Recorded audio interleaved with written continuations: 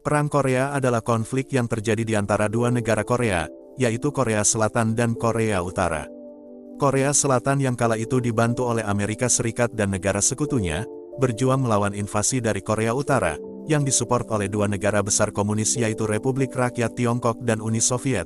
Karena hal itu perang ini lebih dikenal dengan perang antar proksi.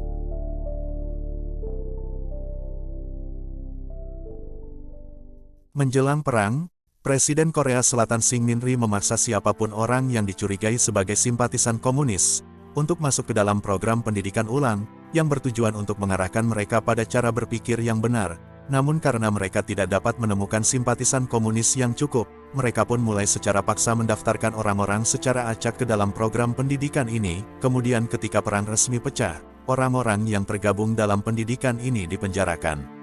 Pada tahun 1950, 2 hari setelah tentara Korea Utara menginvasi Korea Selatan, Presiden Korea Selatan memerintahkan untuk mengeksekusi orang dalam program pendidikan ulang ini. Sejak hari itu sejumlah besar orang dibantai oleh pemerintah Korea Selatan. Ketika Amerika memasuki perang, tidak banyak yang terjadi untuk menghentikan tindakan kejam itu, justru sebaliknya beberapa komandan bahkan menyetujui eksekusi tersebut. Dan yang lainnya seperti Jenderal Douglas MacArthur, hanya menutup mata terhadap kekejaman tersebut. Korban termuda yang diketahui dari pembantaian ini adalah seorang gadis muda. Metode eksekusi yang paling umum adalah dengan senjata api, tetapi orang Korea Selatan juga menggunakan metode yang lebih kejam, misalnya untuk tersangka simpatisan komunis yang tinggal di tepi pantai sering diikat dan dibuang ke laut. Cobaan yang menyedihkan itu kemudian ditekan sampai tahun 1990-an dan 2000-an ketika pemerintah Korea Selatan mengakhiri rezim otoriternya dan menjadi jauh lebih demokratis. Pemerintah telah menemukan ribuan sisa-sisa manusia, sejauh mana pembantaian itu mungkin tidak pernah diketahui.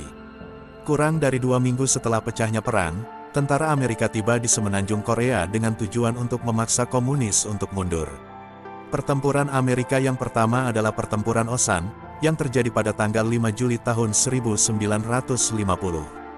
Sehari sebelumnya, tentara Amerika Serikat yang terdiri dari satu kelompok dari 540 GI, yang terdiri dari beberapa batalion yang berbeda dan dikumpulkan menjadi satu kelompok yang bernama Satuan Tugas Smith. Mereka kemudian mendirikan stasiun pertahanan di 2 bukit di kedua sisi jalan tepat di luar desa Osan. Dalam Satgas Smith hampir semua prajuritnya adalah remaja laki-laki dan hanya seperenamnya saja yang memiliki pengalaman di medan tempur. Sebagian besar prajurit hanya dilatih selama total 8 minggu. Sebelum akhirnya dikerahkan ke dalam medan perang, dan untuk mempertahankan diri, mereka memiliki peralatan yang berasal dari masa Perang Dunia II.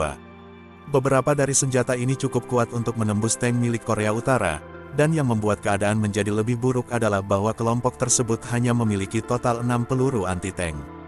Pada pagi hari tanggal 5 Juli para tentara melihat 8 tank Korea Utara mendekati. Waktunya pun sangat buruk, saat kendaraan lapis baja Korea Utara mendekat, bertepatan dengan turunnya hujan badai, yang berarti bahwa dukungan udara tidak dapat membantu para prajurit Amerika tersebut. Pada pukul 8.16 pagi, tentara Amerika menembaki tank-tank tersebut dengan tembakan artileri. Kemudian mereka menyaksikan hal yang lebih mengerikan daripada mimpi buruk, saat tank-tank itu terus melaju, merayap ke depan dan nyaris tidak tergores. Tank-tank itu pun mencapai penghalang jalan yang telah disiapkan oleh Amerika. Amerika menembakkan 6 peluru anti-tank mereka, 2 dari tank rusak, yang ketiga terbakar. Seorang tentara Korea Utara kemudian keluar dari tank yang terbakar dan menembaki tentara Amerika yang membunuh 1 GI, sebelum akhirnya membunuh dirinya sendiri. Amerika kemudian dapat melumpuhkan tank lain dengan menabrak trek dari tank tersebut, namun Korea Utara kemudian menghancurkan jalur komunikasi Amerika yang membuat koordinasi logistik menjadi mustahil untuk dilakukan. Ketika segala sesuatunya tampak penuh harapan, 25 tank Korea Utara lainnya segera melaju ke arah tentara Amerika. Sebagian besar tank Korea Utara telah melewati mereka tanpa rusak dengan tank-tank tersebut menembak pos-pos milik Amerika. Tentara Amerika yang selamat mencoba yang terbaik untuk membentengi apa yang tersisa dari pertahanan mereka. Tidak hanya sampai di situ, di mana 3 tank lain dan 1 barisan truk yang membentang sejauh mata memandang tiba, tentara Amerika menembaki tank dan truk tersebut. Beberapa truk dihancurkan, tetapi pada pukul 2.30 sore, tentara Amerika telah menggunakan semua amunisi milik mereka, dan menderita kerugian besar. Prajurit yang selamat mundur, dan prajurit Amerika yang terluka tetap tinggal, dengan harapan bahwa prajurit Korea Utara akan memenjarakan mereka. Para prajurit Amerika yang tak bisa melarikan diri itu, kemudian ditangkap. Orang-orang yang masih memiliki dua lengan diikat dengan kabel jalur komunikasi yang telah dinonaktifkan sebelumnya. Satgas Smith kehilangan hampir setengah dari tentaranya dalam pertempuran itu. Pertempuran itu menahan setidaknya 7 jam pasukan invasi Korea Utara. Sayangnya pihak Amerika membutuhkan waktu lama untuk belajar dari kesalahan mereka dalam pertempuran itu. Selama bulan Juli, pertempuran serupa terjadi di seluruh semenanjung Korea, dengan tentara Amerika yang tidak berpengalaman, menggunakan senjata yang tidak efektif dan pastinya sangat kewalahan. Karena tentara Amerika dipersenjatai dan dilatih dengan sangat buruk, sehingga tentara Korea Utara hampir memenangkan perang. Dalam waktu 2 bulan setelah invasi pertama ke Korea Selatan, sepanjang bulan Juli, tentara Amerika dan Korea Selatan terus didorong semakin jauh ke selatan. Pada awal Agustus Korea Utara telah mengambil alih 90% daerah di semenanjung. Kim Il-sung pemimpin Korea Utara berpikir bahwa kemenangan sudah dekat, sebaliknya Amerika dan Korea Selatan mampu membentengi 10% tanah yang telah mereka dorong kembali ke ujung tenggara semenanjung. Pada tanggal 2 Agustus tahun 1950, tentara Amerika Serikat dan Korea Selatan akhirnya berhasil menghentikan Korea Utara dan segera maju. Amerika telah merencanakan serangan balasan untuk merebut kembali daerah mereka yang telah diduduki Korea Utara. Divisi lain yang dijuluki Satuan Tugas KAN, yang terdiri dari 20.000 orang, bergerak menuju barat untuk mengambil celah Cinju, yang akan memungkinkan Amerika dan Korea Selatan bergerak lebih cepat ke pedalaman. Pada tanggal 7 Agustus Satgas KAN mulai bergerak menuju celah Cinju, namun belum jauh mereka meninggalkan pangkalan, mereka bertemu dengan ribuan tentara Korea Utara yang berusaha untuk mencapai pangkalan Satgas KAN. Kedua tentara itu bertempur habis-habisan di tempat terbuka. Selama 3 hari Amerika dan Korea Utara bertempur, dalam pertempuran yang sangat berdarah itu, akhirnya Satgas KAN dipukuli kembali ke pangkalan asli mereka. Gagal mengambil kembali wilayah mereka, dan sekali lagi Amerika telah dikalahkan. Korea Selatan dan Amerika tetap tinggal di blok kecil mereka, dan berusaha mempertahankannya dengan sengit di sepanjang Agustus hingga paruh pertama September tahun 1950. Mentalitas pantang menyerah tentara Amerika dan Korea Selatan akhirnya membuahkan hasil.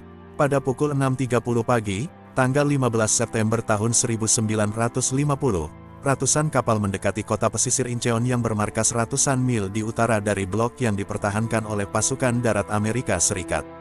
Seperti saat dalam Perang Dunia Kedua, ribuan tentara Amerika menyerbu pantai menghancurkan pos-pos pertahanan Korea Utara. Pihak Korea Utara benar-benar terkejut, dan pos pertahanan yang tidak bisa dijaga segera ditinggalkan mereka. Dalam waktu 2 minggu dari serangan amfibi yang mengejutkan itu, ibu kota Korea Seoul kembali ke tangan Amerika dan Korea Selatan. Korea Utara juga menderita kerugian besar. Faktanya pada pertengahan Oktober Amerika telah menahan lebih dari 135.000 tentara Korea Utara. Sejak saat itu Amerika dan Korea Selatan memiliki keunggulan dalam perang. Kita semua tahu bahwa Korea Utara adalah negara yang sangat tertutup dari dunia luar, tidak banyak yang kita ketahui tentang apa yang terjadi di dalam negara tersebut. Kebanyakan yang ditujukan oleh para petinggi negara tersebut adalah propaganda secara terang-terangan, dan semua itu karena pada kenyataannya secara teknis sampai saat ini Korea Utara dan Korea Selatan masih berperang. Tentunya bukan perang fisik, tetapi itu masih terjadi karena tidak ada pihak yang pernah secara resmi mengakhiri perang. Tapi bagaimana konflik bersenjata itu berakhir? Pada bulan Juni tahun 1953, pasukan Korea Utara dan pasukan gabungan AS Korea Selatan dan PBB telah mengalami kebuntuan selama bertahun-tahun. Di bulan itu mereka saling menembakkan jutaan peluru menyebabkan eskalasi besar dalam permusuhan. Tetapi pemerintah komunis sebenarnya di titik itu sedang dalam proses mengakhiri perang. Joseph Stalin, pemimpin Uni Soviet yang berkuasa selama beberapa dekade, telah meninggal pada awal 1953. Para petinggi Soviet yang tersisa, yang berada dalam perebutan kekuasaan internal untuk menjadi penguasa baru, kehilangan minat dalam mendukung perang Korea Utara. Korea Utara dan Cina kehilangan semua sumber daya mereka. Kemudian Korea Utara menerima pembicaraan damai dengan PBB. Pada akhir Juli sebagian besar kepala negara yang berperang telah menandatangani perjanjian gencatan senjata, yang mengakhiri permusuhan langsung, Tetapi perjanjian ini memperjelas bahwa perang belum berakhir, sebaliknya dikatakan bahwa semua pertempuran akan berhenti sampai penyelesaian perdamaian akhir tercapai. Jadi pada dasarnya perjanjian ini adalah langkah sementara untuk menghentikan hilangnya banyak nyawa di medan tempur, sampai kesepakatan perdamaian akhir dapat dibuat. Namun sampai saat ini tidak ada kesepakatan perdamaian akhir yang berhasil dibuat. Faktanya, Korea Selatan bahkan belum menerima persyaratan perjanjian gencatan senjata itu, dan tidak ada perwakilan dari Korea Selatan yang pernah menandatanganinya. Itu karena Presiden Korea Selatan saat itu Syngman Rhee, masih ingin merebut kembali seluruh semenanjung Korea. Tentu saja tanpa dukungan dari Amerika, dia tidak memiliki kekuatan untuk melakukan semua itu, sehingga pertempuran berhenti.